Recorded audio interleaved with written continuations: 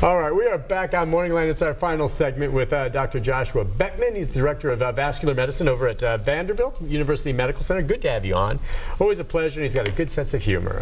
The number, 737-7587. Last segment, we got some folks that waited through the commercial break to talk to you. So let's start things off with James. James, good morning. Good morning now. Well, I guess we got too much free water out there, fellas. Oh, you're not kidding, my friend. I'm glad you're not out there in it. Well, I'm getting ready to fetch my canoe. We might need it over here in Lebanon. So anyway, okay. I got a question for everybody there. A doctor has ordered an MRI of my lady friend's heart. Plus, when she lays down, she tells me for a nap or sleep, her legs cramp or she has a restless jumping sensation. What's you looking for? The MRI. So that's a really good question. So the restless leg thing, pretty common, very annoying. I suggest trying to eat something like a banana before you go to bed. I don't know if your lady friend takes a water pill. Sometimes the movement of electrolytes can do that, but restless legs are really common. Okay. The MRI of the heart and chest, on the other hand, sounds to me like he's trying to figure out, he or she's trying to figure out what the pumping function looks like and maybe what the blood vessels around the heart look like. I can't link them in my mind. Okay, I was going to say, so in your mind, not a clear link, but maybe he's looking to see about blood flow and pump or something along those lines. Yeah, that's a tough one to know for sure, but I guess you'll find out. Let's go next to Thomas. Hello, Thomas. Hi, Thomas. Hey, good morning. How you doing? Good. Good morning to you. What's on your mind? Well, you know, I lost my wife 16 years ago because of a heart attack and heart problems, and it occurred from diabetes. And that was now I get back to me. I'm just had blood work and stuff sent off to the Boston, Massachusetts, somewhere up there to the Heart Association, and they sent me a pamphlet back with a booklet and stuff telling me I was a borderline heart attack, borderline for stroke, and borderline diabetic. Which so far I keep a check on my blood pressure, I keep a check on my sugar, and I lost one lung back in 1992, so that makes it a little difficult. But yes, heart attack problems and stuff is pretty rough because, you know, I live salt. And my biggest problem is the salt. When I get too much intake, like say the fluid gets there, my feet swells up and I get where I can't walk. Sure. And I take cholesterol, which I've been on all kinds of cholesterol medicine. My cholesterol is probably 200 to 300 average, and which is very high. And that's just the next step to having a stroke or a heart attack. So what's your question? What's your question then? What can we do for you? Well, this both on this my feet and stuff. A lot of times they'll swell, and like I say, the salt intake. I'm just letting people be aware of the salt. Okay. They stay away from it. Look, I hear him on that. Yeah. He's exactly right, and he is telling us that what is happening to him can be avoided if you avoid that much salt. Yeah. It's great that he called in, and you know, he has a challenge. And hopefully he's working with his doctor to lower his cholesterol, lower his blood pressure, maybe get on some water pills to get rid of that swelling. Yeah, it's tricky. I mean, salt is flavor. It's flavor. It is. And I probably overdo salt sometimes to some degree. But I've found that trying to dial it back, you know, find spices, you know, or seasonings that maybe don't have salt in them that can give flavor to sometimes more bland food. Because the truth is, oftentimes any kind of food that you get, you know, like a lot of those diet meals that you buy that are frozen and all this.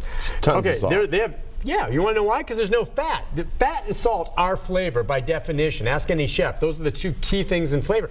If you got no fat and you got no salt, you're eating something that tastes like this piece of paper. All right, so that I almost have no comment. It's true, yeah. It's true. So you have to find a So you know, I will say one other thing. Salt can hide itself.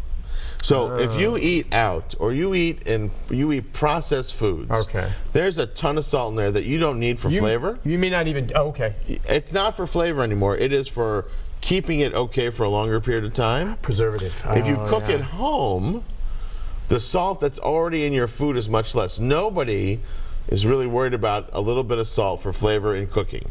Okay. Your processed foods, on the other hand, are chock full. It's like having a salt lick.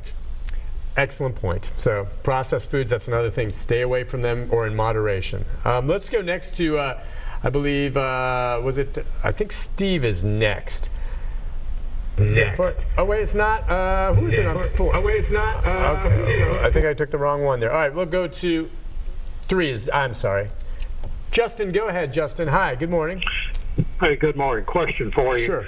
I was a runner for 43 years, and in my 31st year of running, I found out that I had a 95% blockage in the OM1. Wow. So I got a stent, and my question is what do you think about having another arteriogram done sometime in the recent future? Can you tell me how you figured out that you had a blockage the first time? I got to where I couldn't run but a quarter of a mile. Wow. And I knew something was wrong, so that's when they found out. So first of all, great job in doing and all this kind of exercise. Impressive. Yeah, really good. And then catching it like that. And that. I would bet that you put off the time that you actually developed the narrowing, the blockage. Now, the good news for you is that you know that if you develop a blockage, you're going to have symptoms when you run. You do not need an arteriogram unless you have symptoms. So unless he notices it again. That's right. How about that? It's crazy that someone, and this is instructive too. We talk about folks that eat poorly or don't take care of themselves, but here's a guy who ran for, what did he say, 30 years. It reminds me of the famous author Jim Fixx, The Art of Running. This guy was a runner, he's doing terrific, and he dropped dead of a heart attack. 10 years later than everyone else in his family. Okay. I didn't know that. Yeah. But still, younger, and you would have thought, wow, but it wasn't his family and it went. But this guy obviously takes care of himself. That's right. How is it that is it a genetic thing maybe that this blockage just came about? His body doesn't get rid of cholesterol or something? Yeah, it's most likely a genetic thing, although he didn't tell us how he eats. Okay. But my bet is that, you know, including his good looks and his smarts, he inherited this from his folks. There you go. Well, good. So keep running, and if you notice something again like before, then go back in. That's right. I think that's great advice, though. Just monitor yourself. That's right. And you'll know. Well, he's running. And he knows. Yeah, he'll find know. out. He'll find out. Let's go to Lisa. Hello, Lisa. Good morning. Are you there, Lisa? Yes, I am. Hey, how can we help you, ma'am? Okay, I'm a 52-year-old black female. I'm 5'3". I weigh about 170. I'm trying to do better. My mom died at 64 of a heart attack. She high cholesterol, runs in our family. My cholesterol is about 245. It's been like that for a couple of years. I'm afraid to get on statins because of the things I hear about them. All my sisters on statins, and I'm trying to eat better, but I have a heart murmur, and I'm concerned. What preventative measures can I take, or should I go to a cardiologist to have them monitor my heart murmur because I won't get on statins because I'm trying to lower my cholesterol naturally by changing my diet and maybe exercising? Okay. So the first thing is I want to just say good job at recognizing you have to pay attention. A lot of people don't even pay attention to what's going on, and so I think it's great that you're paying attention. The second thing I'll say is the cholesterol is over here, the murmur is over here, and they're not related. Okay. So if the murmur is a significant murmur and your primary care doctor thinks it needs to be evaluated by a cardiologist, go. Separate from that, with your family history and your high cholesterol, I would be on a statin. You would look into a statin? I would recommend one based on what you've told me on the phone. All right.